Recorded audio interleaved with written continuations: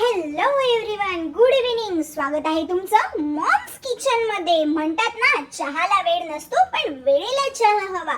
So new channel की शुरुआत एक कप चाय के साथ हो जाए. वातावरण पण तसं पावसाचंच झालंय. चला तर बनवूया गरमागरम चहा.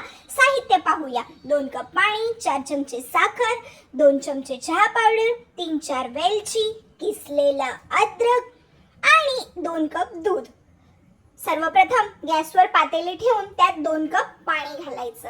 पाणी गरम झाल्यावर किसलेलं अद्रक आणि 3-4 वेलची घाला. 2 मिनिट उकडून झाल्यानंतर त्यात 2 चमचे चहा पावडर घाला. चहा पावडरने रंग सुटल्यानंतर आणि मस्त सुगंध यायला लागल्यानंतर त्यात घाला 4 चमचे साखर. आता चहा मस्त उकडून झाला आहे. त्यात 2 कप दूध घालावे. 1 मिनिट कडकडीत उकडल्यानंतर गॅस बंद करावा आणि गरमागरम चहा बिस्किट सोबत सर्व करा. Thank you.